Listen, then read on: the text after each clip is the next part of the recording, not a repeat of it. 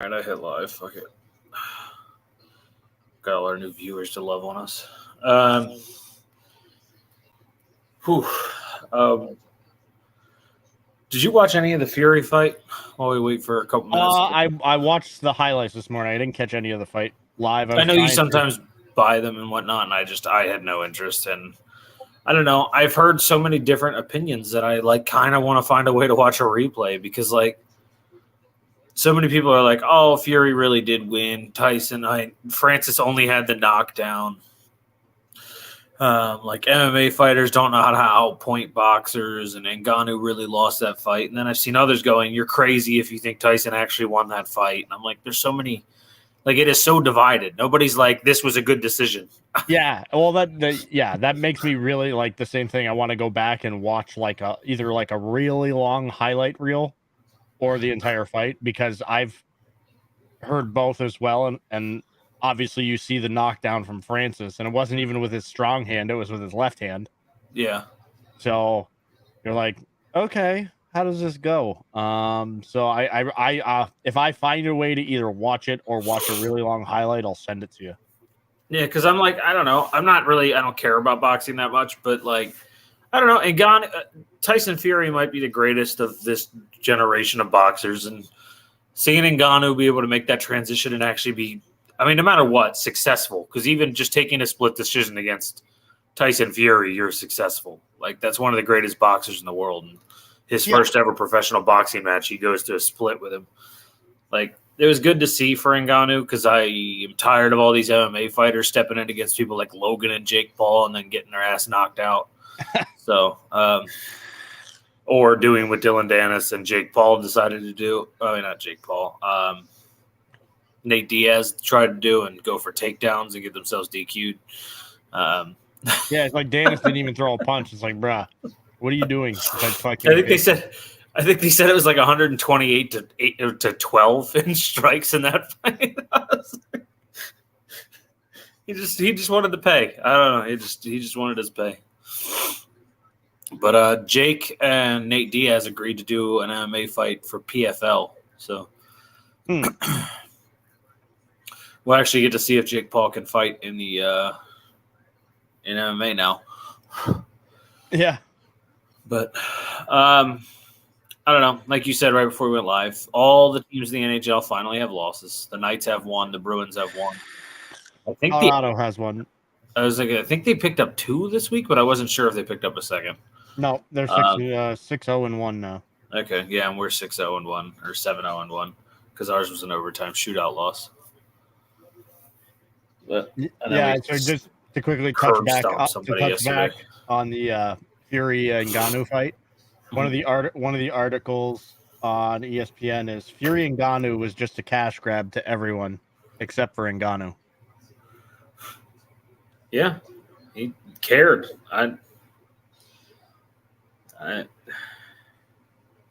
He was so happy with himself too. After he was like, "At least I know I can do this," and it was good to see him not beat up the judges. Like in the UFC, so many people that was a bad decision. He just came out and was like, "I now know what I can do."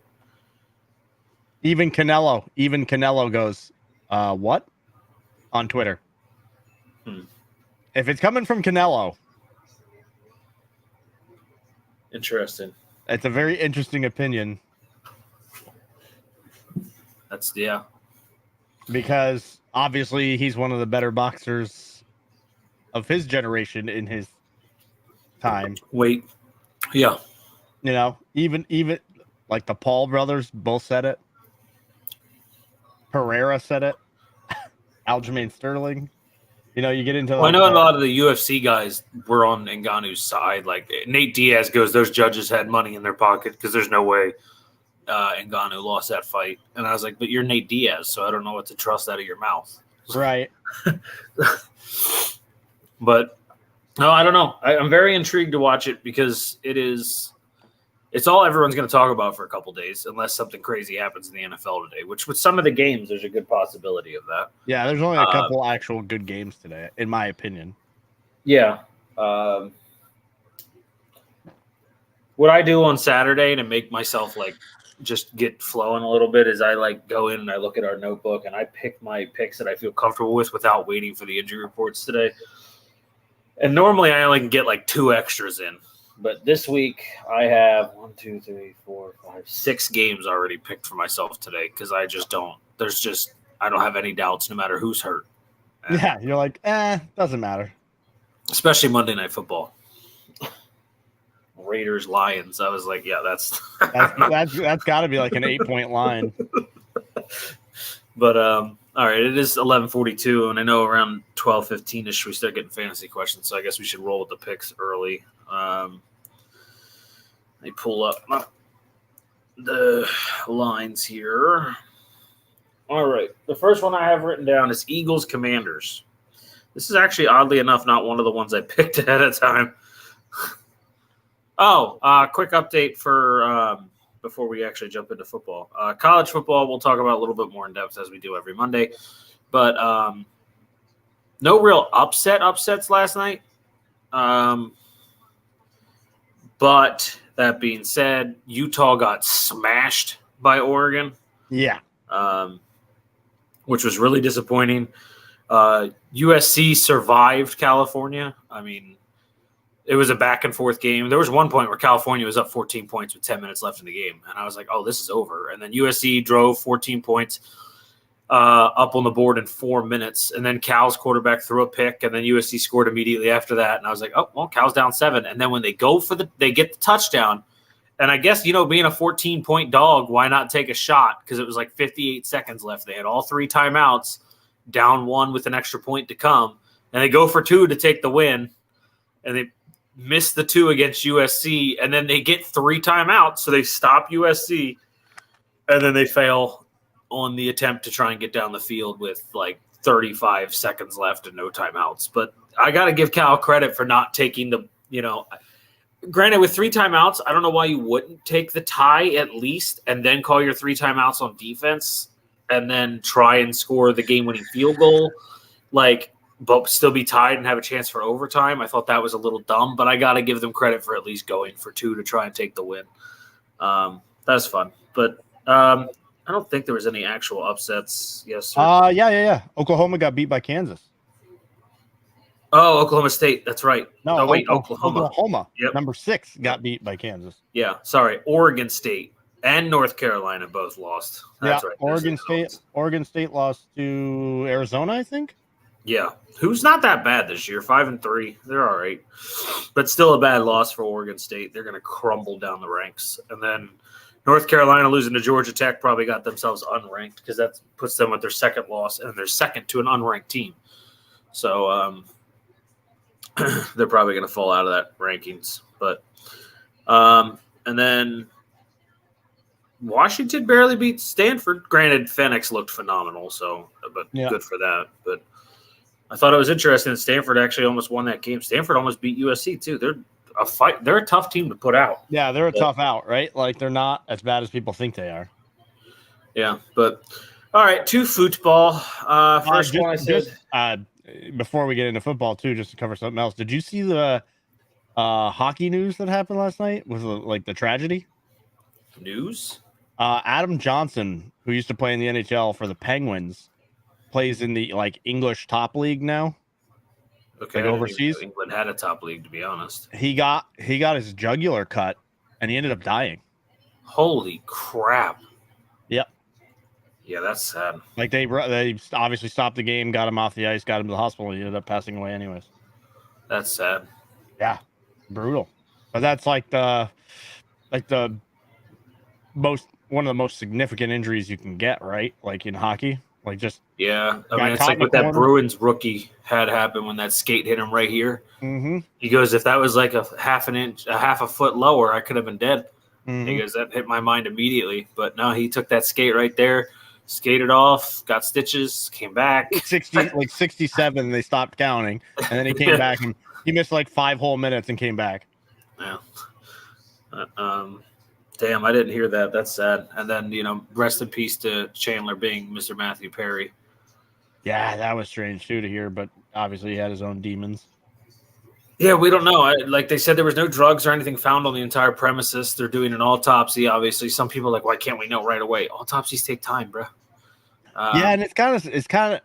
I guess it's people's first instance because they found him in his hot tub.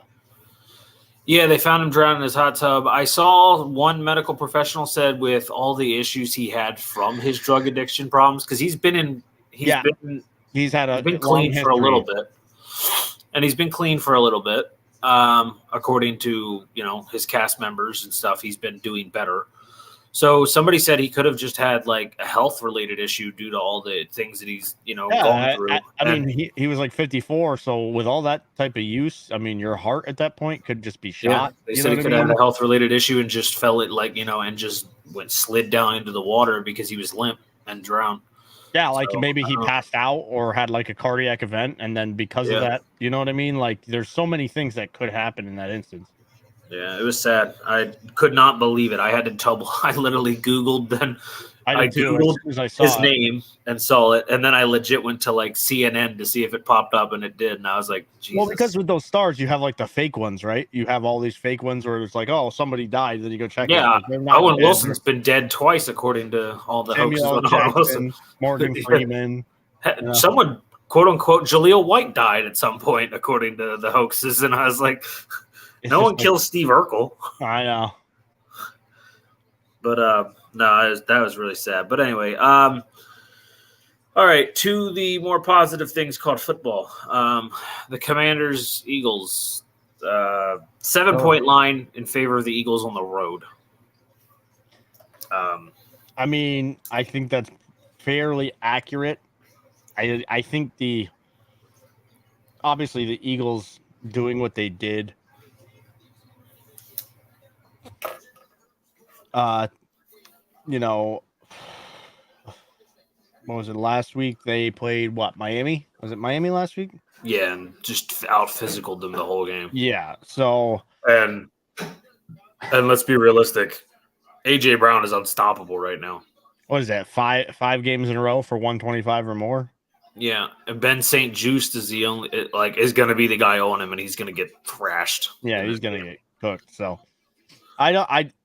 not that Washington couldn't win this game, but the ways of them winning this game are so few to me. Can we hear him on NFL Network? I'm gonna turn it down. They would have to have just an awful offensive game, and Sam Howell would have to play perfect, right? So that's the thing. Sam Howell will absolutely have to play perfect for them to win this game. Because even then, this Eagles defense is capable of putting points on the board. So yeah, I'm taking the Eagles and I'm taking them on the points. Yeah, I am too. And I don't know. We'll talk about everything trade-wise more in depth tomorrow because the deadline's Tuesday. Whatever crazy thing happens, I'll be doing my first ever live reactions on TikTok where I'll literally post it. I'll record something, post it on TikTok. So people can see our live reactions to what's going on in the trade world. If anything crazy happens, we'll wait till Sunday if it's something minor. Because the deadline tends to always fail. But Ian Rappaport this morning on NFL Network said that the Commanders, depending on today, if they lose today, could be making some moves by Tuesday. And the two big names to watch are going to be Montez Sweat and not Jamar Chase, Jesus Christ. Chase Young. And he said both, doesn't mean one. He said both could very well be on different teams by Tuesday afternoon. So I would think so. I think the Chase Young is pretty likely because anybody who's contending for a Super Bowl is going to be willing to take a shot on an edge rusher. Yeah, and him and Montez Sweat both being top edge rushers on their team and both being in contract years, the Commanders might be able to get some decent picks out of it and move on. As weird as it sounds, Kansas City could do something like that. I don't really think Philly needs to. They've got so many defensive pieces. They don't. I actually don't think Philly buys anything now. Now that they got what they got, they got an offensive lineman from the Titans, and they got Kevin Byard. So they're done. I think that was two quick, quiet moves. No one's talking about how important Byard's going to be to the Eagles. Not this week, but in the next week or two as he gets used to the defense. Oh, and down the stretch, I mean, that dude's an interception machine. Yeah. no one has talked about how much of a difference that's going to make. So I'm really excited to see what he does. But no, I think the Eagles are the only team I can say like confidently I feel like won't make any more moves at this point. Everyone else I feel like could, that is a playoff team. Like the Chiefs, I don't think they will, but they could. Like Hollywood Brown is very interesting to the Chiefs. Yeah. Like I don't know what else they would do because they're not going to touch that defense. The defense is perfectly fine. Yeah. I think the teams that are kind of middling right now are more likely. Like we've talked about Dallas. Like I don't know what Minnesota's going to do. Like, does Minnesota pick up pieces? Do they sell pieces? Do they do nothing? Like, there's so many rumors that they're going to trade, but then there's rumors that they think they have a shot because they're only a game out of the wild card. So I'm like, I'm with you. I don't know. They're a nightmare to figure out because there's so many people saying the Jags could go get Danielle Hunter and put Danielle Hunter opposite of Josh Allen. Yeah, like is Carolina willing to give up Brian Burns for anybody? Like they apparently want a first for Brian Burns, and nobody's going to. I mean, if you're a team that's already in position to win a Super Bowl, couldn't you give that up? So that's what I thought. I thought if you're like the Ravens, like your first is going to be like 28 to 32, probably. Like who cares? But like Jacksonville. Yeah, that's another team. Anyone opposite of Josh Allen would be huge for the Jags. That defense needs one more pass rusher so Josh Allen can get free more often. You know, what about like somebody like Detroit? Yeah, I don't know. They don't seem to ever be buyers, but this is the first time they've ever been so competitive, so maybe. Seattle? I just don't. Seattle would be another good one, right? Yeah, I actually thought they would. With Nwosu out now? Yeah, they went out and signed Frank Clark, and I was like, that's not the upgrade. That's not it. Maybe the like I don't want to say the Rams because I feel like the Rams are kind of in cap hell, but they and they have like no picks, right? So it's like I don't know, but what? I don't think Buffalo would. That defense is too good. New York Jets don't need them. The Jets actually said there's two players that are available for trade from the Jets. One's a pass rusher, and one is Dalvin Cook. Well, ain't nobody trading for him. So maybe the Steelers they can pair him with Najee Harris, slow feet on both. You know. They said the funny thing was they were like only if the price is actually right for Dalvin Cook. I'm like, what is the price? An Eggo waffle? Yeah, like, you eat his whole salary and we'll take him. Right, like it doesn't even make sense. Wow, that's interesting. The whole booth, including Kyle Dumbass Brandt, just took the Colts today. I like the Colts today. I don't know why, but I looked at that game and I go, I might take the Colts in that game. Oh wait, no, Michael Irvin took the Saints, which means I can't take the Saints because he's dumb as hell. Derek Carr in that offense, that Colts defense is for real. Anyway, we both said the Eagles cover, so next game is Saints Colts. So I guess we can just talk about it. I mean, yeah, that Colts defense is nuts. Granted, they did give up that many points to PJ Walker, but it's a tough one for me. Like I just keep like I don't know why. I just like you ever get that gut feeling where you're just like, I don't know. I actually want to see their injury report because I think if I remember correctly, there's someone significant out for the Saints, but I could be wrong. For the Saints? I could be wrong. I'm pulling up the Saints. New Orleans has Kyle Phillips, defensive end, out. Keith Kirkwood, wide receiver, out. James Hurst, offensive tackle, out. Jimmy Graham, tight end, out. That's it. Jake Hayner, quarterback, out. And that's it. So they're fairly healthy. It was Jimmy Graham, and he's not significant. He just had a couple big moments this season.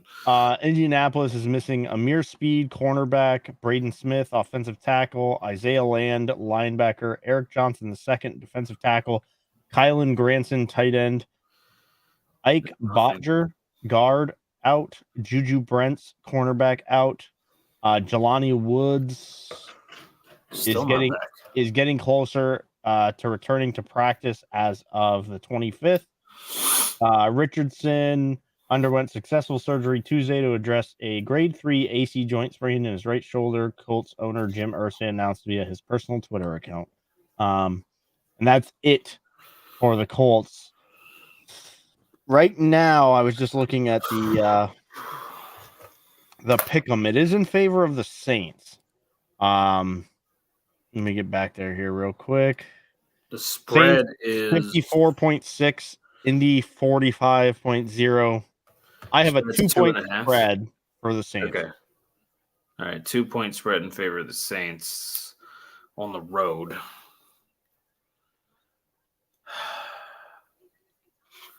Saints lose this game. They fall to 3-5, and they're out of the division. Well, they're not really out of this division because who knows? Yeah. 3-5. They are one of the teams I think could be buyers this offseason. I mean, this trade deadline. But I don't even know what their problem is, so I don't know. I feel like if it's more shootout style, that it favors the Colts. Because that means Minshew's playing well. I'm taking the Saints. I don't feel comfortable, but I'll stick with the freaking dog. I'm the favorite. Do you have our picks from early season? We both have the Saints. It's not been working for me to go against that. Yeah, but granted, we both thought the Saints. We even thought they were gonna. We both had them at like 12-5 and 11-6, and they're not realistic. They're not really that team. Yeah. I'm gonna take the Colts. I don't actually think that's too bad, to be honest. I don't know why. I feel like this is one of those games where like it doesn't make sense. It just happens. If CJ Stroud can beat this defense, I'm like, Gardner Minshew should be able to handle it, but we'll see. He's so in and out. I just don't know. Yeah, he's the definition of inconsistency, right? Like, yeah, you'll have moments where you're like, oh, there's Gardner, and then you'll have moments where it's like Gardner magic all over again. Like, maybe that's why he lives in a bus. That's good. All right, so the next game I have here is Jags Steelers. This is quietly one of the best games of the day. Oh, absolutely. The Jags have been underperforming regardless of their record. They just haven't blown anyone out. Like they're just not surprising me yet. And the Steelers, that defense is crazy. And if they let that Steelers stay in the game, we said it last week, if you let the Steelers stay in the game, Kenny Pickett in the fourth quarter is legit. I don't know what he is in the first three quarters. He's really nothing. But that last 15 minutes of football, that kid plays some damn good football. So I don't know why they just don't watch tape and be like, okay, why are we not doing this the whole game? Right? I don't like – It seems pretty simple, right? Like I would just be watching fourth quarters with him and be like, okay, here's what you do best. Why are we not doing this the other three quarters? Yeah, because that's like the third straight week that we've seen Kenny Pickett look so good in the fourth quarter. So this game's interesting because I do think the Jags are going to try and get somebody at the deadline to help the defense. They're not going to bother with the offense. ETN has been eating. I actually heard an interesting point from Kurt Warner this morning. The reason Calvin Ridley's been having such a bad game is that apparently he's been getting single focus coverage from the top corner of every team he's faced, and they've kept a safety basically spying Ridley, so not letting him get behind them. And if his route's cut down, then they move in. The safety moves down the field. So he's getting Tyreek Hill treatment, except he's just not as good as Tyreek Hill.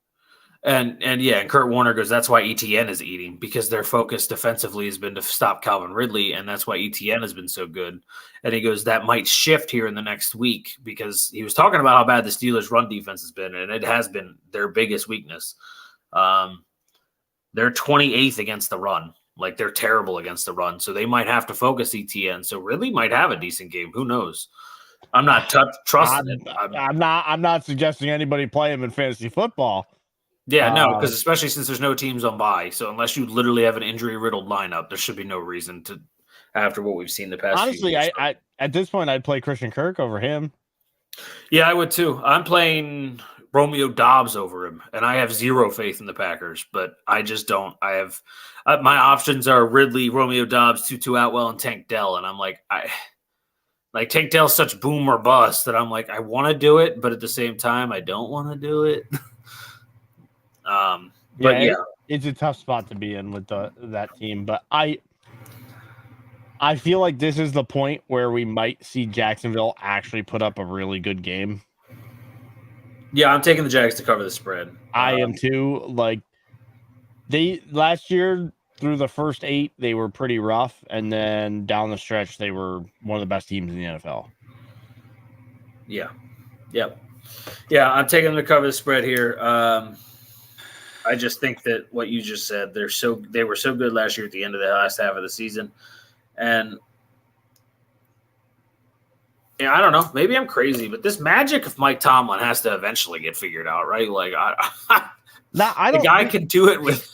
I can do it with anybody. I don't see. That's the weird thing about the NFL, right? Like last week with New England just and the Bills, like for some reason they just have their number, but then that same team could play the Bills in the playoffs, and it's a 41-6 game.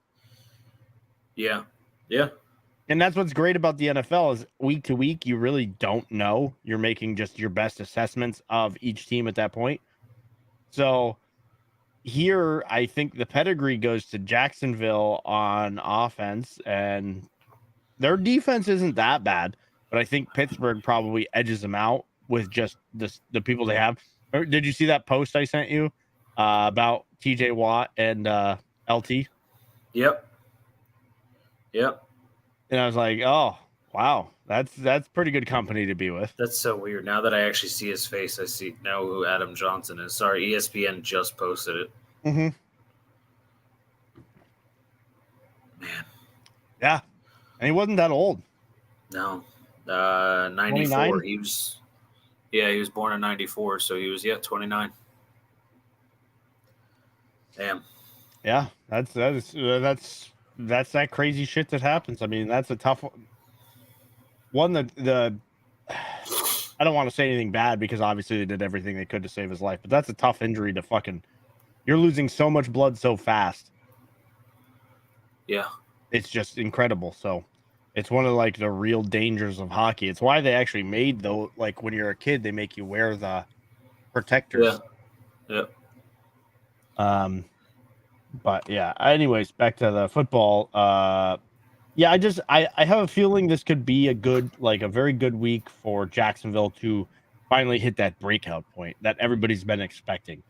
Everyone's been talking about them as a Super Bowl contender sitting at 5-2. This is their chance to show us all they really are. Come out and handle this defense.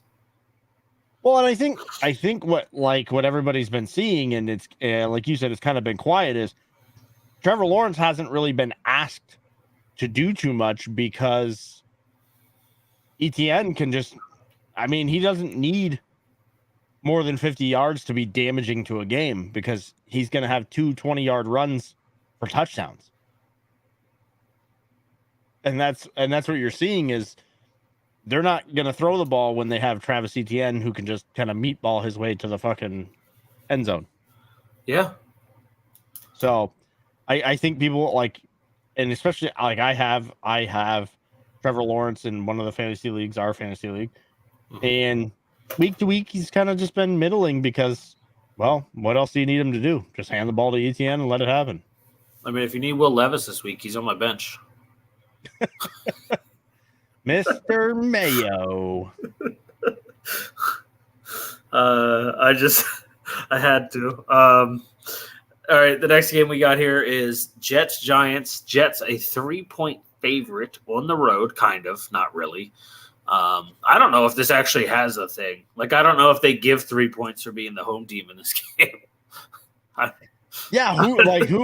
gets the points here? You know, it's like because are the Giants really a 6-point dog if it was flipped? Like, I just don't see that. But yeah, they have the Jets a 3-point favorite. Technically a road game for the Jets. And Tyrod Taylor's playing. Like, I don't know. I guess maybe because of the Jets secondary, they think he's going to look normal. It's hard for me because the Jets are 15th against the pass and the Giants are 14th against the pass. By the way, just so you're aware, before we do anything, the pick'em right now is 77.2% in favor of the Jets, 22.6 in favor of the Giants. Well, I'm a freaking oddball then. I'm going Giants. I think the Giants have a real shot to win this game. I'm going to keep rolling Saquon until someone stops me from rolling Saquon. I mean, not Saquon. Jesus Christ, Tyrod. And I know we talk about the Jets defense. I know everyone talks about it. For those who don't know this, they're 22nd in yards allowed on defense. They're 13th in points allowed, so they stop them once they get to the red zone. But it's significant that they do allow a lot of yards, and they're 26th against the run, and they're facing Saquon Barkley. Okay, check this out. Jets offense, overall 30. Giants offense, overall 29. Yeah. Jets offense, rush 12. Giants offense, rush 21. Yeah, but that was, 3 games without Saquon. So Jets offense, passing 32nd. Giants offense, passing 29th. This is going to be like a 9-12 game. Jets offense scoring 24th. Giants offense scoring 32nd. And turnover differential, Jets +5, Giants -4. Jets defense overall 24, Giants defense overall 23, Jets defense rush 26. Exactly what I have. Giants defense rush 27th. Yeah. Jets defense pass 15th, Giants defense pass 14th. Jets defense scoring though 11th, Giants defense scoring 24th. It's so razor thin. It's so razor thin when you look at those numbers. The only difference that I think that makes a difference in this game is the Jets stop people in the red zone. Mm-hmm.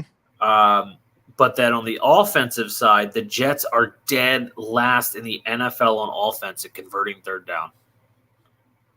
Oh, so what you're saying is the Giants will get to the red zone and get stuffed, but the Jets won't even get to the red zone.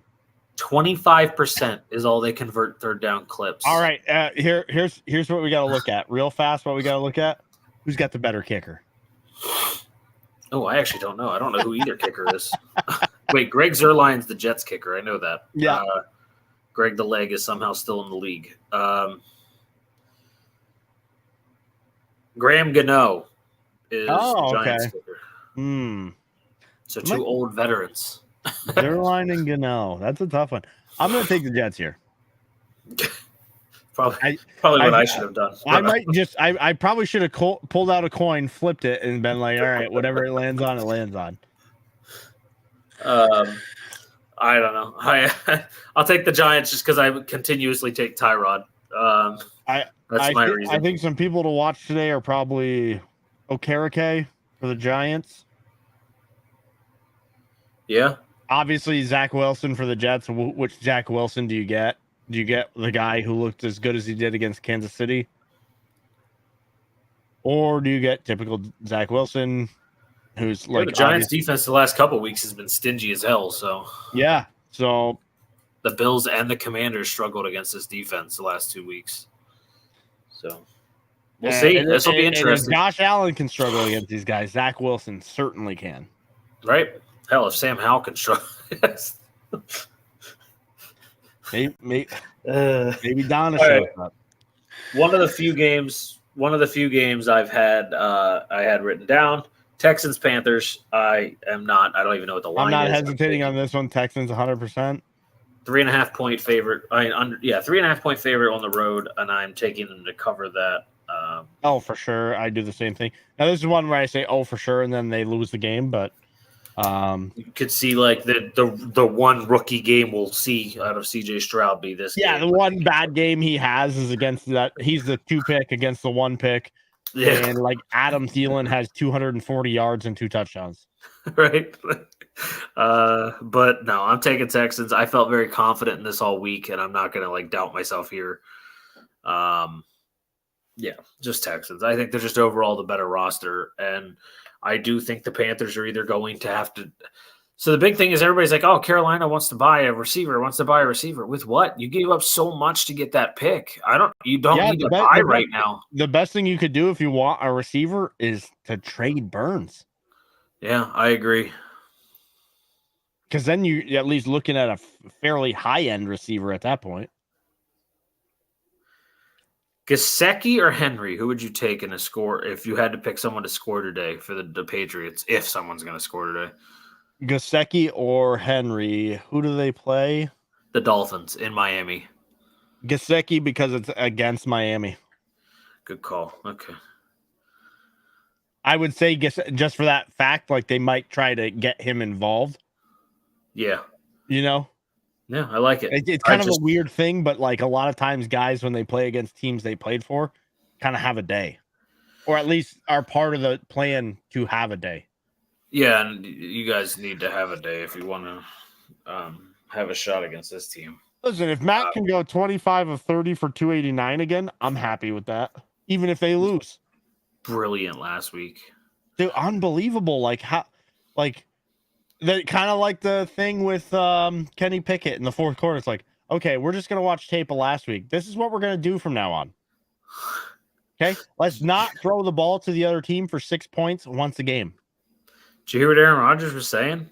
No.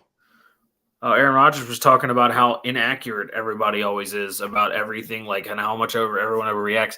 He's like, 2 weeks ago, everybody was talking about Belichick and Mac Jones both being so bad, and they both need to be out of New England. And then last week happens, and now we're all like, oh, they're not the problem. It's something else. And I'm like, and he's like, it's just ridiculous how back and forth you guys all are in the media. Well, I was like, it's not. Listen, the media is fully reactionary. Okay, like, well, that's their job, right? React to what they're seeing. Yeah, you have to go by your most recent news, essentially. So yes, it is reactionary, and you can look at bigger bodies of work, obviously, but the NFL is so week to week. Look who wins and look who loses. You have teams that get blown out.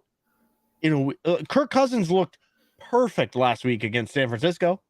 Literally almost perfect. Like, he couldn't have asked for a better game. If you look at the whole season, look at the first few games. He was fucking awful. Yeah. So it's just, you have to take that into account. So yeah, you can do a one-off, but you have to look at it. You have to look at it from two perspectives, right? Microcosm, macrocosm. Like, okay, you can think Kirk Cousins had a really good week. This is the first time he's had a really good week in prime time in how long? I have no idea. It was so funny because after that game on Monday night, whatever commentator it was like, it was Troy Aikman goes, now everybody can stop saying he can't play in primetime. I was like, it's one game, bro, in primetime that he's looked good and so long. But that's the shit that, like, Aaron is talking about, right? Like, you can't just write off his entire fucking career because of one game. Yeah, it's just when it was that bad. Like, I understand if it was like he's had a couple good ones in a row after all those bad ones, and I'm like, all right, maybe he's figured it out. But that was his first good one in so long. Like, if you're gonna focus on anything, I wouldn't even focus on that. I'd focus on the fact that he did it without fucking Justin Jefferson. Yeah. Well, I worry that he fell into the thing of trying to force the ball to Jefferson too much. Get it to Jay Jetta. Because people were like, oh, Thielen's beat up and he's no longer useful. He has to always throw to Justin Jefferson. And then you're looking in Carolina? Exactly. And you look at it right now and you're like, all right, well, if Bryce Young can make Thielen a superstar, then he easily could have been still part of that offense. It's just that he's only throwing to one person. I think that's it. It's kind of the treatment Devontae's going through the opposite, right? He went from Aaron always doing that because Aaron could throw. Aaron didn't really have to throw Devontae open, but could, right? He averaged like 9 catches a game. Like, that was crazy. So now he's in Las Vegas, and some games they target him 4 times. Yep. It's like, bro, it's Devontae Adams. Throw him the fucking ball. Kenny Pickett is 4-0 in one possession games this season and 9-3 in his 2-year career in one possession. I don't care. Don't trust the quarterback if he left. No, and I'm going to take the Jags in this one because I think they might be up by 10 in the final when the Steelers get the ball. Like, they might kick a field goal, go up 10, and the Steelers get the ball back with like 2 minutes. I don't see them coming back. I don't like Michael Irvin that much, but I do like his suit today. It looks good, don't it? I just like pink. I like purple. I'm in. Yeah, it looks good. So he was getting real mad about something earlier. I don't remember what it was, but I was like, dude, chill out. What the? It was something logical. Now crack is illegal to smoke before a football game? I don't know. It was something logical. Somebody said that Myles Garrett might be ahead of Micah Parsons right now in the Defensive Player of the Year race, and he was freaking out. Why would he be freaking out? Micah Parsons is definitely. If you're going on a list right now, you probably have Garrett and Watt 1A, 1B. And then I have Micah Parsons third. And then Micah would be behind them both.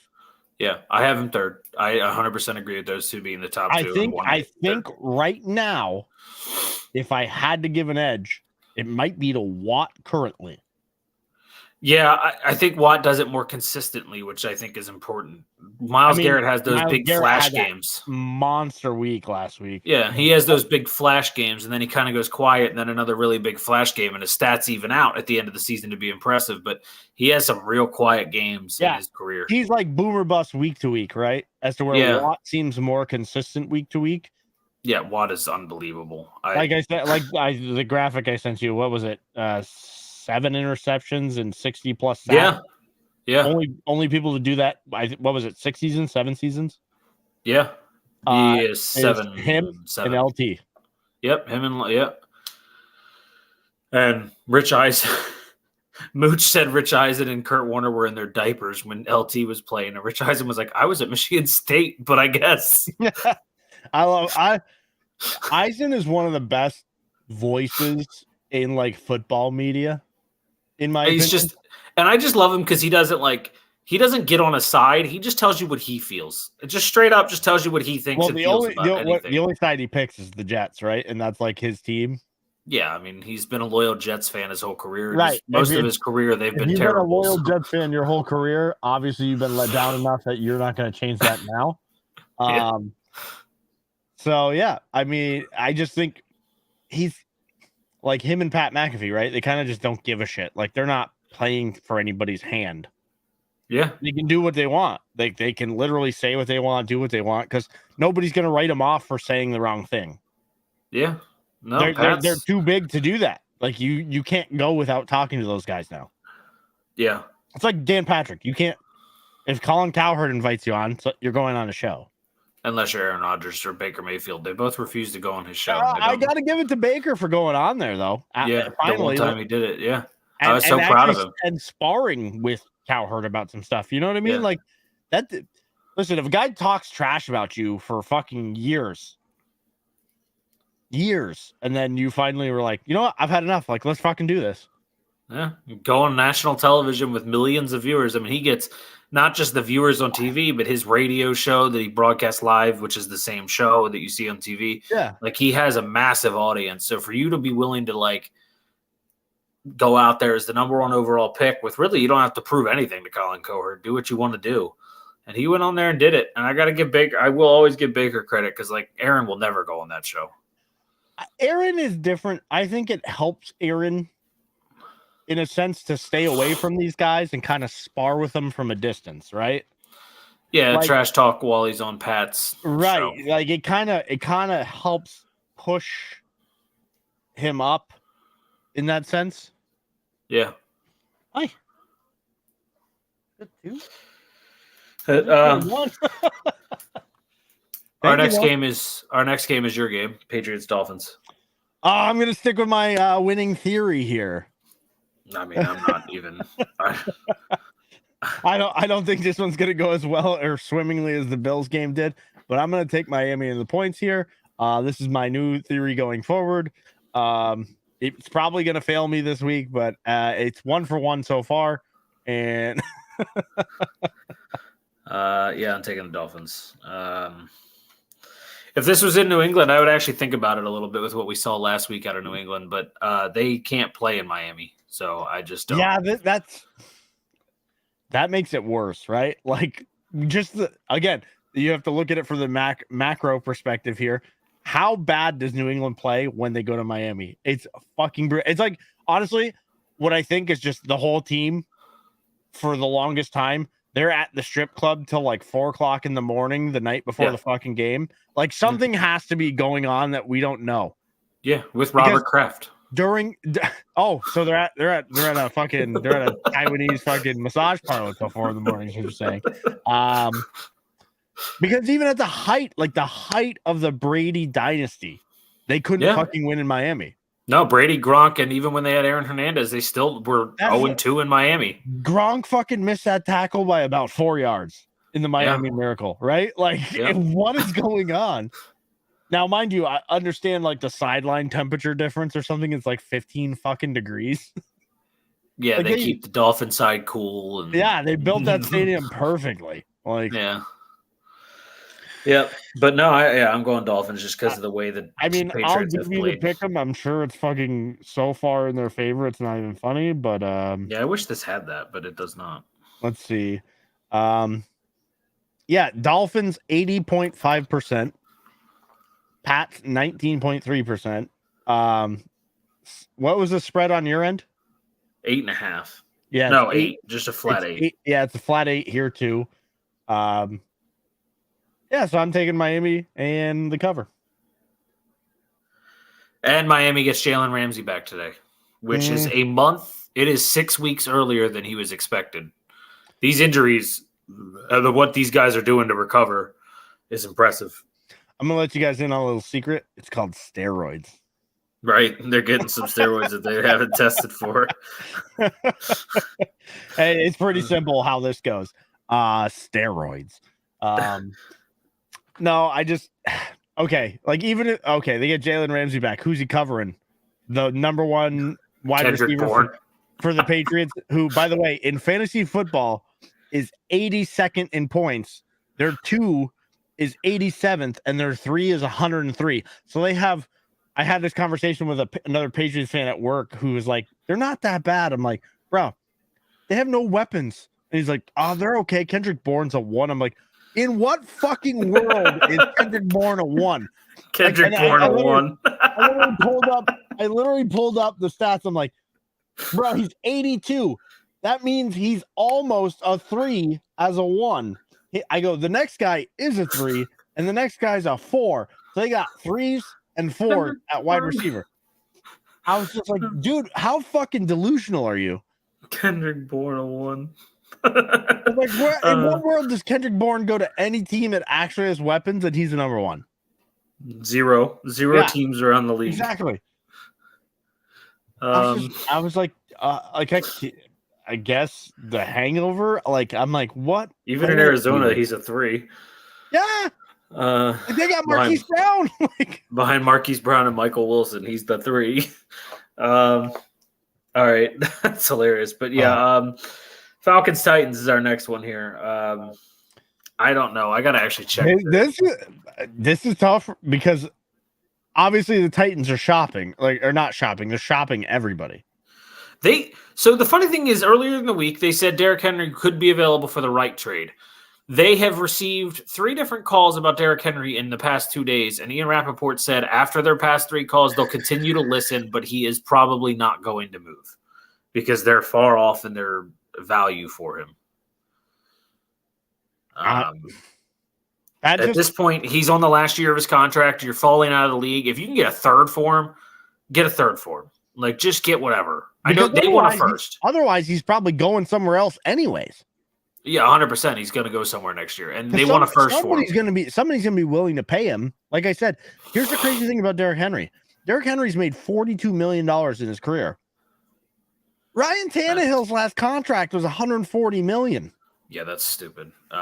Okay, so he's doing all the work in Tennessee. Let's be real here.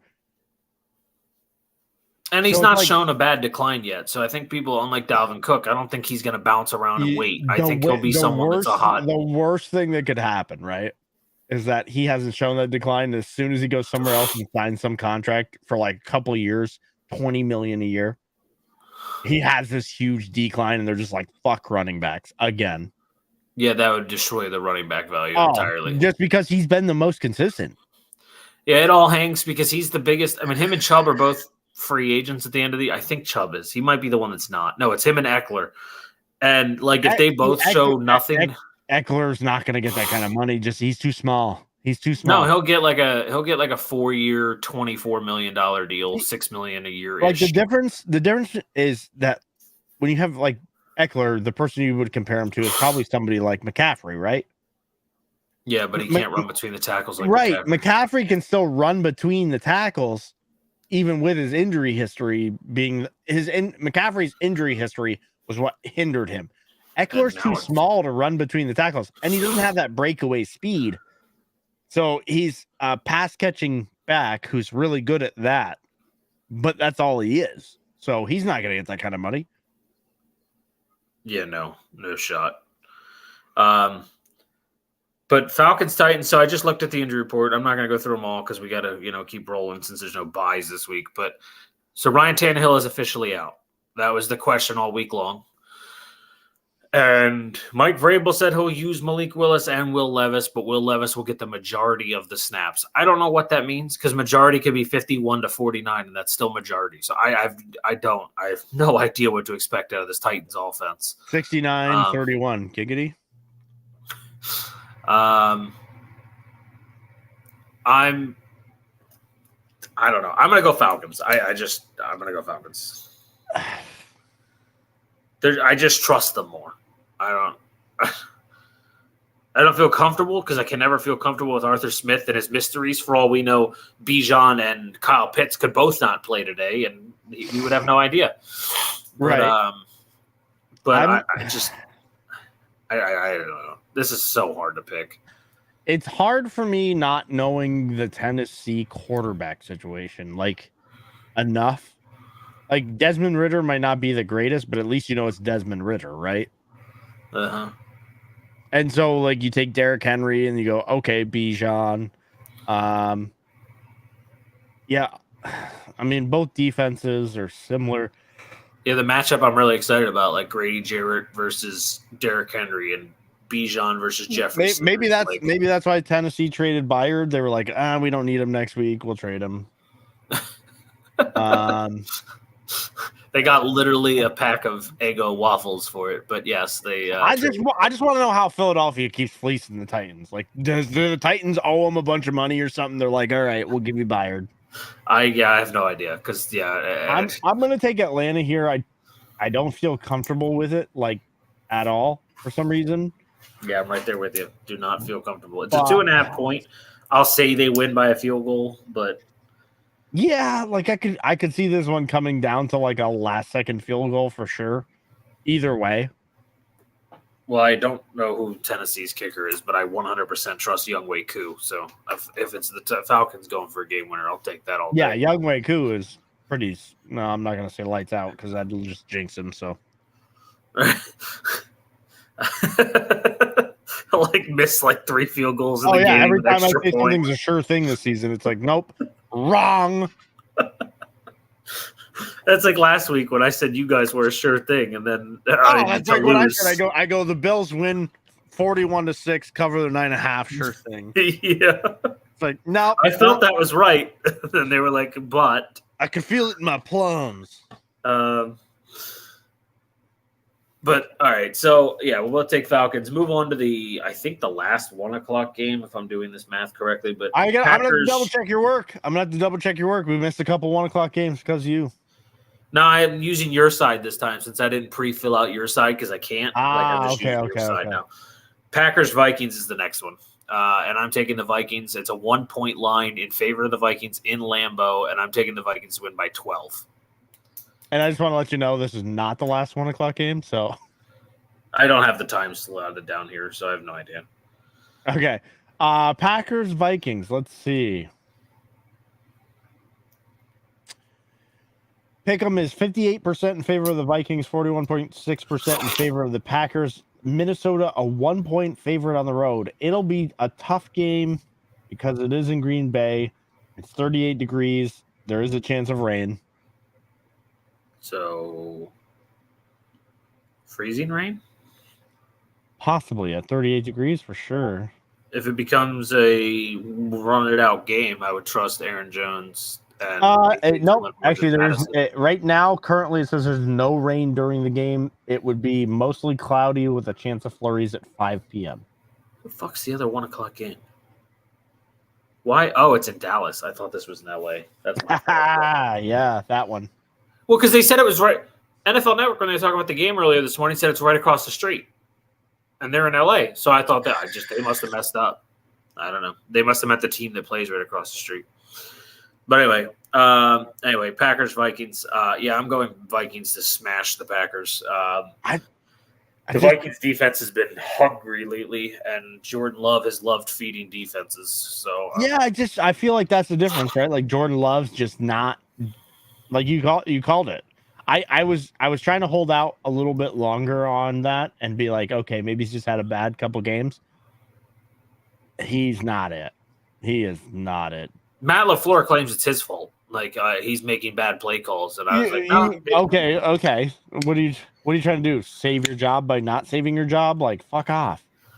Yeah, like you're making. I mean, Jordan literally throws like 4-yard passes until the end of the game. Then he's like, "Oh, I got to air it out," and then he throws picks. And I'm like, Desmond Ridder, 4 for 4, 0 yards. You know. Yeah, exactly. I'm going Vikings. I'm assuming you're doing the same.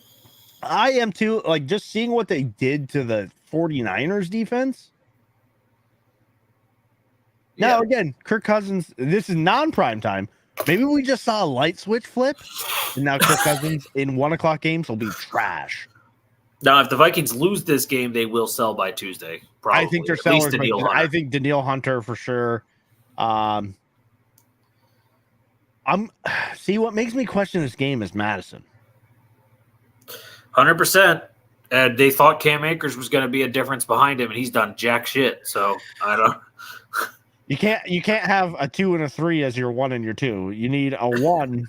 Like if the Vikings were to be like, hey, maybe we should go get Derrick Henry, I'd be like, all right. Damn, could you imagine that team? You know what I mean? And then you get Jay Jetta back, so you got Jetta, Hawkinson, Henry, and Madison as your 1-2. Okay, that's a legit offense. That is a imagine that team. And then Addison had his breakout week. Yeah, Addison's a beast. So okay, that offense is legit. If that defense keeps playing the way I'm still not counting them out of the playoffs. I actually told someone the other day the reason I think that they're not. I think they can been okay. They're probably like the last wild card team in, but they could be if they don't fuck it up. I think the reason Hawkinson's been just okay is because he's not. There's no safety needing to creep up for the run game. They're able to watch him. We did get a question here from YouTube: Geno Smith or Bryce Young? Who should I start? What kind of quick question? What kind of league? We always ask these questions like because sometimes it's like a super flex and shit like that. Jesus Christ! Geno's playing the Browns. Yeah, that's kind of scary, right? And Bryce is playing the Texans. Yikes! I was gonna say Geno, but I'm leaning a little away from that. But after seeing what Gardner Minshew did to that defense, I still think it's Geno. I think. Let me see if I can, unless DK Metcalf's not playing. Otherwise, I think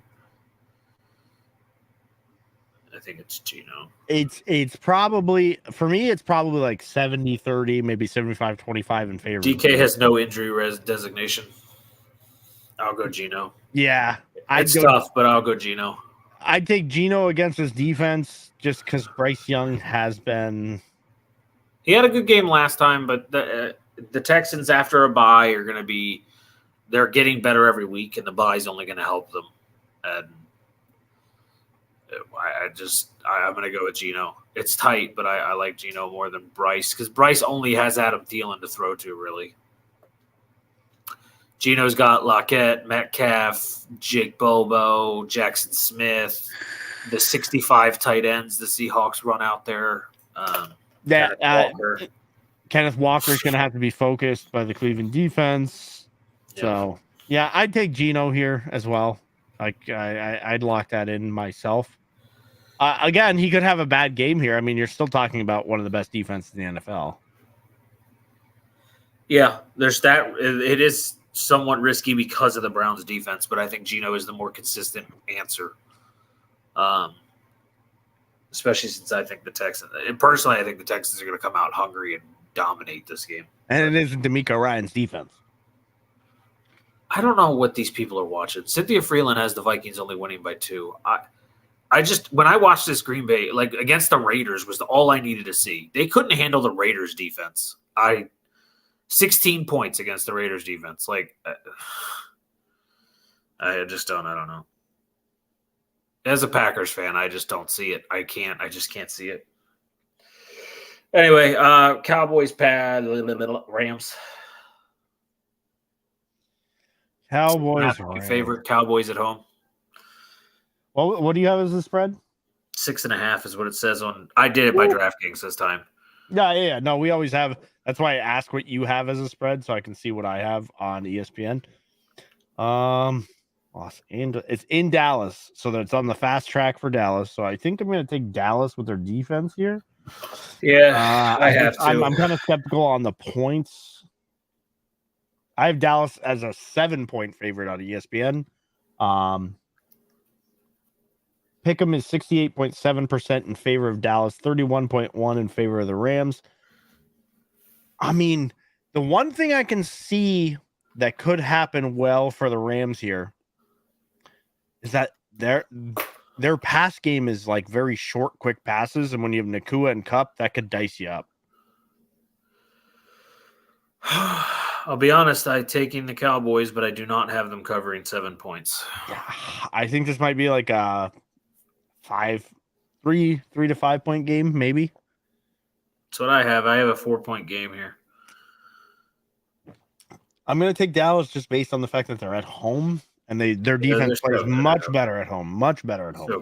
So good at home. That's the only reason I'm comfortable. Well, that turf, it's like they're so much faster when they're getting after you. This was gonna be my upset of the week because I thought it was in LA, but no, not at all. I almost picked this as my upset of the week too. I was like, I want to take the Rams so bad, but yeah, I just can't do it at home.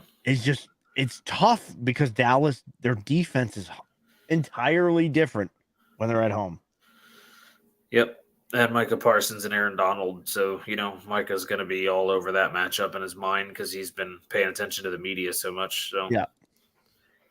Other than that, I mean, I'm still not even comfortable with that pick. I think if Dallas wins this game, there is a high likelihood that they're a big buyer at the trade deadline for like a pretty significant piece.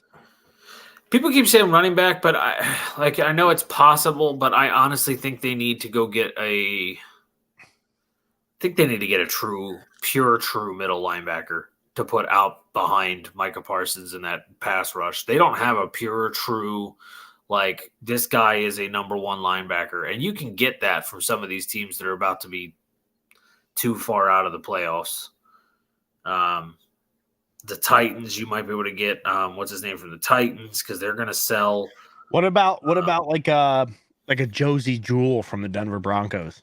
I was going to say you can get somebody from the Broncos. I'm looking through the teams right now. Granted, the Broncos said it all depends on if they win or lose today, on whether they sell or not. Or Alex Singleton, Yeah, they need a true Mike Caller behind them because with Leighton Vander Esch gone, they're missing. I think they're just with Vander him Esch and then losing what's his Diggs. name? Diggs in the back. I think that really hurt him.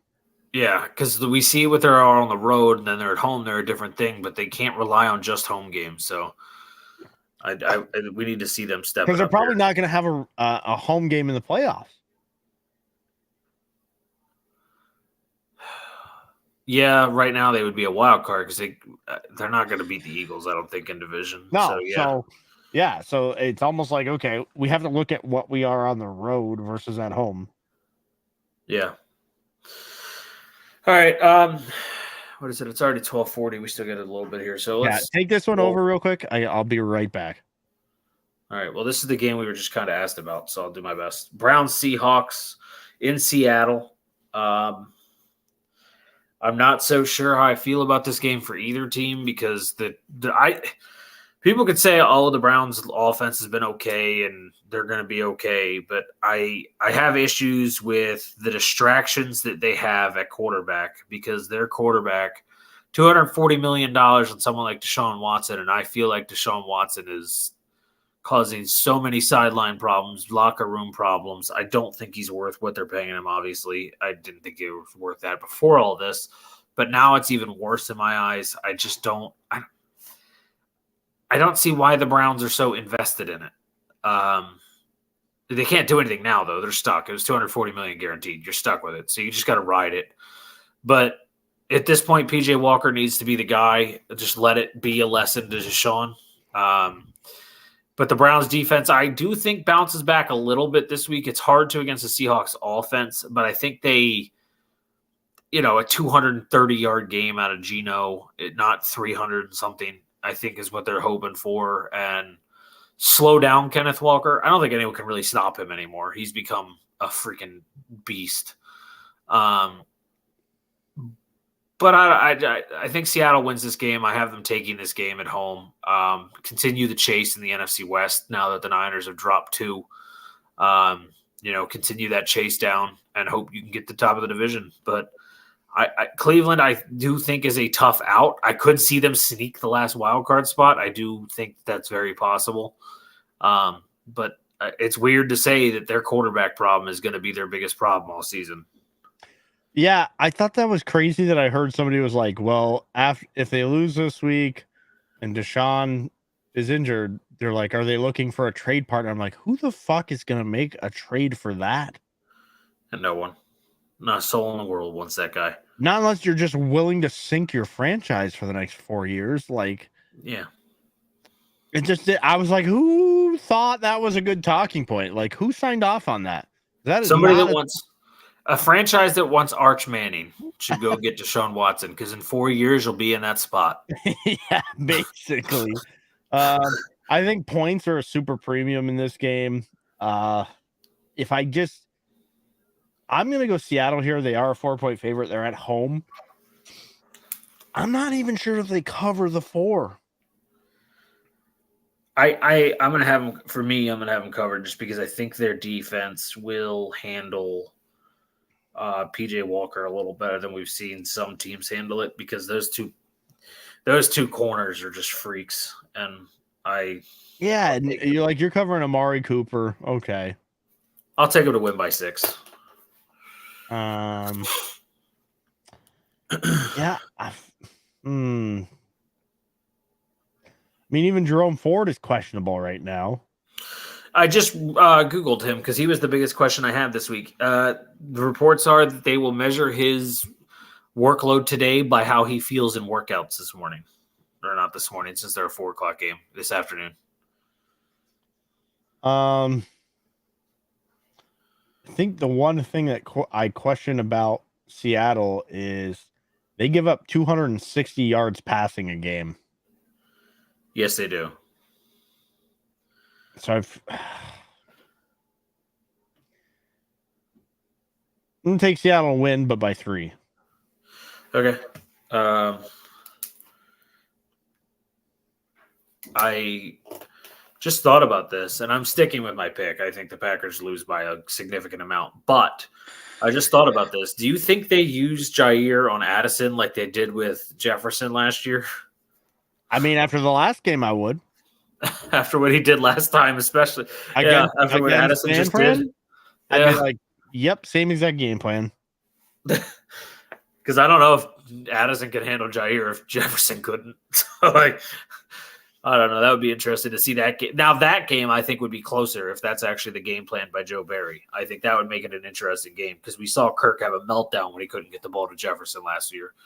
And Jefferson had a meltdown during the game with Jair. So yeah, Jair's a very good shit talker, and he gets in your face and does whatever he needs to do to get in your head, which helps him play better corner because you're not focused. But anyway, Chiefs Broncos in a potential snow game. I looked at the weather; it didn't say it was supposed to snow during the game, but Ian Rappaport claimed 48 degrees in Colorado today. Snow looks unlikely. That's what I thought. But Rappaport said a snow game, and I was like, it looks like it's supposed to be in the 40s during the game. It's snowing there now. But this morning at 10:30 it was snowing. But it's going to warm up. But Chiefs Broncos, I don't give a shit if it's a blizzard. I'm taking Patrick Mahomes over this team. Just for anybody listening, the Chiefs have won the last 16 against the Broncos. Yeah. 8 full seasons of losing to a team. Kansas, I know the first game was closer than people thought it should have been, but Kansas City literally knelt down as they could have scored a touchdown.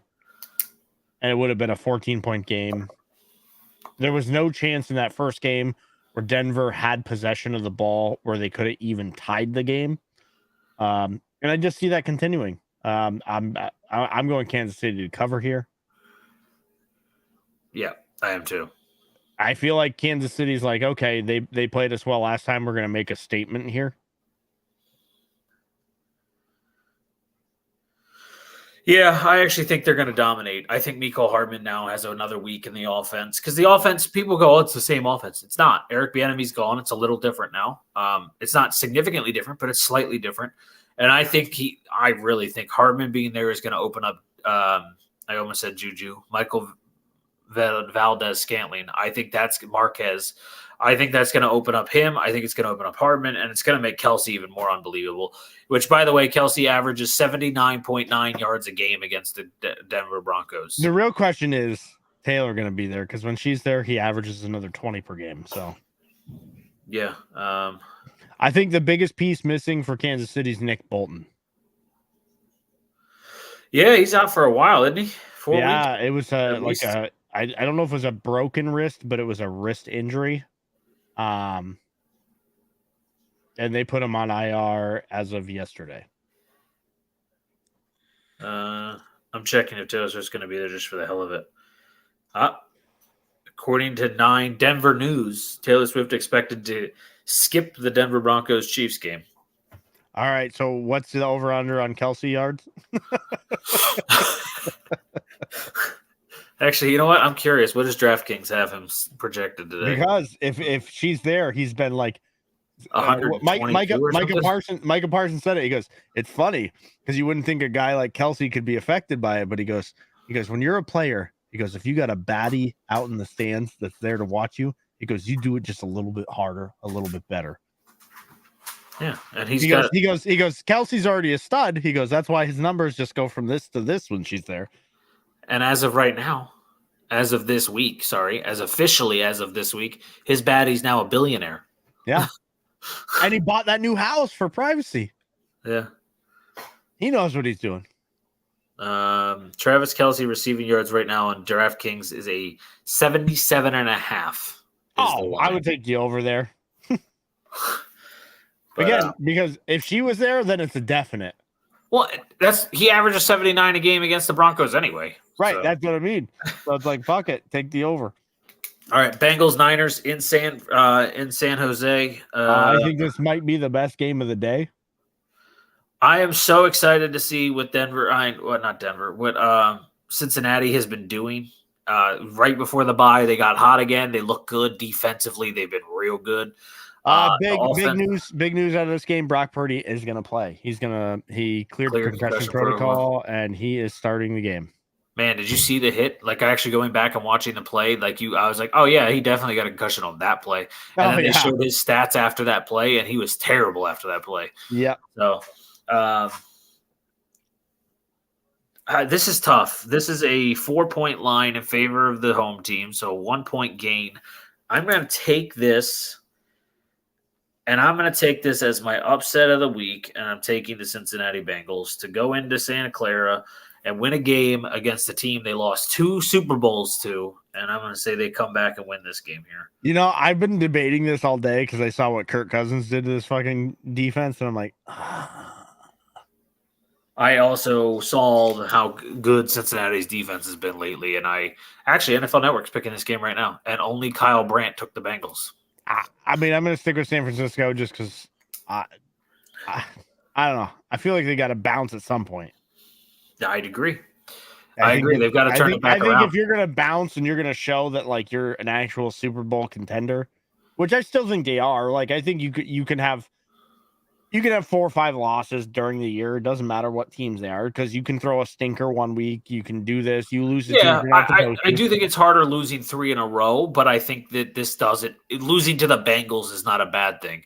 And I feel like if you're going to losing to the Bengals is probably one of the better losses. And the Bengals coming out of a bye week, just for those who don't know this, They get the Niners this week in Santa Clara. They go home and play the Bills on Sunday Night Football this coming week. Then they get the Texans, Ravens, and Steelers in a row. They have a rough road here. So, I mean, they need to grab this game so they can get some momentum before this rough stretch.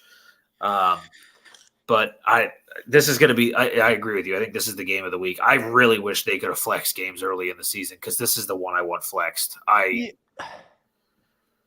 Dude, Sunday Night Football is Chargers, Bears. What I think as much as I hate to say it, like people don't want to talk about it, but Debo's a bigger part of this offense than people think. And he's out because he's so many yards after catch. Like you can throw him a 3-yard like dump off and he turns it into 20. Just because he runs downhill like a running back, you know? And then Trent Williams is still dealing with issues. He's probably going to play. But, I mean, Trent Williams is obviously one of the best at his position in the NFL, if not the best. Like, I would argue he is, without a doubt, the best. Him and Ronnie Stanley right now to me are 1A, 1B. What Ronnie Stanley does for oh yeah, they're two totally different teams when he's in the game, right? Yeah.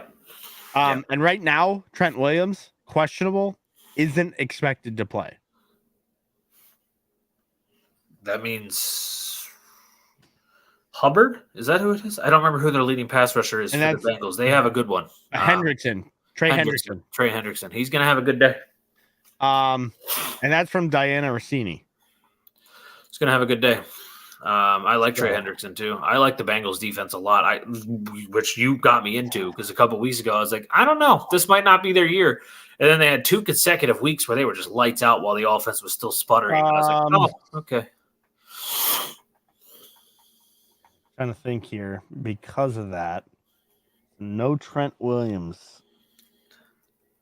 No Debo, obviously. And no Debo. And then their kicker's been struggling. That's what. Oh God. And they let Addison put up 100 and something. How much is Jamar Chase gonna? God. You know what? Now I'm going against my gut because I'm going to stick with San Fran. All right.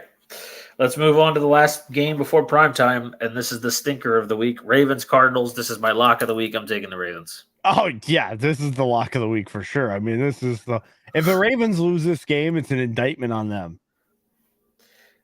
They've historically, under John Harbaugh, played down to their opponent. Which is concerning every time, but Arizona has been falling apart everywhere. None of their offense, none of their defense looks good anymore. There's really no way Baltimore should lose this game. So I do want to see if Hollywood Brown treats this as a revenge game because he wasn't even told he was getting traded. He just found out online. So I do want to see if he has a hell of a day here.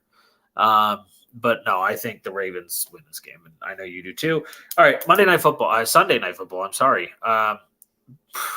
Bears at LA.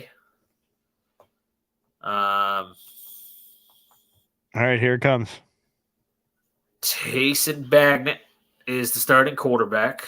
His dad is a 28-time arm wrestling champion. He beat. Okay, I can't. I'm just letting you know. I saw it. And he beat Tom Pelissaro in a college wrestling match back when they were in college together. This is in Inglewood, so it means it's a Bears home game. Yeah, 9.5-point favorite for the Chargers. That made me laugh pretty good because I'm taking the Bears. I'm taking the Bears too. Upset of the week. I'm taking the Bears. I don't Sunday Night Football just got a lot more interesting, didn't it? It did indeed. Dude, the Chargers can't stop the run. They can't stop the pass. This will be the game that if they lose, this will be the game where Brandon Staley gets fired. Someone clip that. I posted the clip last week and me saying last week was the game. So someone clip Dot. I just think this is the one where like you cannot. You're a 9.5 point favorite if you lose this fucking game to the Bears. 9.5 point favorite at home in a division where you're falling way behind. You would fall to 2-5. You would have a worse record than the Bears. Am I not wrong? I think the Bears have 2 wins. Bears are 2-5. So they would fall. The Bears would go to 3-5, and they would fall to 2-5. No. If he loses this game, I just feel like this is the one where if you lose this game, I feel like this is the if they don't fire you this week. I mean, that's you got maybe one more week. Like all the money they spent on defense, and you can't get the defense right. I'm telling you, can't score in the red zone. Like, there's just so many things that you can't do. Where this team should be that next level team. They should be a top 6 team. Yeah.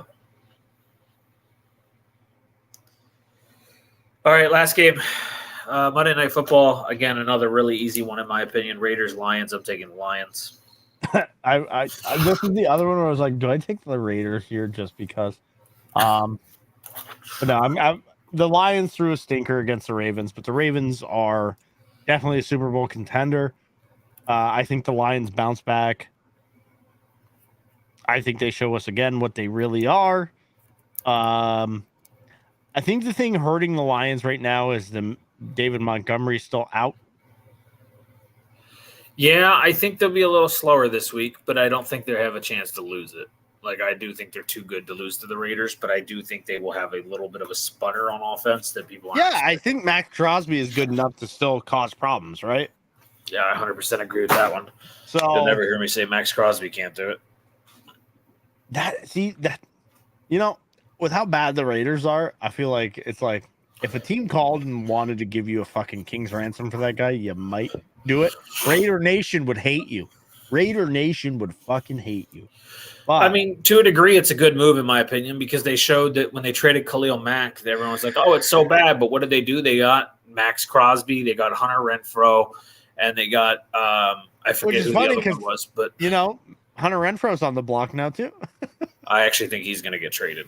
I think he wants. But he's one of the minor ones. I think he's one of the minor ones that'll just go to some small, like, barely contender team. What? Like, we could listen. New England should call up for that. That's like their fucking type of player. He's 100% their type of player. So why not fucking call for Hunter Renfrow? Get him for like a 6 or. That is a typical Bill Belichick move. Wait till the guy is down and out, kicked out, trade nothing for him, and he fits your system. Yeah. All right. It's 12:59, guys. We love you. We'll be here tomorrow night. Yeah, we'll break down some more college tomorrow night for sure. And we'll talk trade deadline, and we'll. Yeah, I think tomorrow night gives us 24 hours till the actual trade deadline, essentially. Yeah, a little less than that, but yeah, it'll be. It's Halloween at like 4 p.m. I was gonna say it's either 4 or 6. I don't remember. Baseball's one time, NHL's one time, but they're all like on a Tuesday at one of those random 4 to 6 times. I don't know, but either way, it's tomorrow, Tuesday at. So we'll have some talks about it, a little bit more, maybe projections for it, more realistic. 4 p.m. Tuesday. There you go. A little more realistic projections for it potentially, and we'll have analysis of everything today, and more college football to talk about as we get close. 3 weeks left in the season, so we get close to the potential playoffs, and we have our power rankings because 8 week is over. Yep, week 8. So yeah, got to do another power ranking. See where we land up. Yeah. All right, guys, we'll raid out. By the way, the Houston Oilers jerseys today for the Titans looks pretty dope. I'm pretty excited. We're gonna raid Muni just to give her some love. So there we go. She's playing some COD, the game that's been the most criticized in beta that I've ever seen. But Modern Warfare 3, right? Yeah. I haven't even looked at it yet, and I'm like, nah. Yeah, people keep saying it's just copy and paste from last year, so I don't know. Makes sense. Last year I didn't even want to play the game, so I miss it though. I'm not gonna lie, but anyway, let's raid Uni. I have to get back into Apex, but I haven't actually touched a video game in almost 4 weeks now. I'm Diamond 4, and I stopped. I was like, I'm not risking going down. I want to enter next season, which is Halloween, as a Diamond. So we're going Diamond. So, Okay, makes sense. new season, conduit, but we'll talk about it tomorrow. Anyway, have a good day, guys. It's football Enjoy time. the football. Love y'all.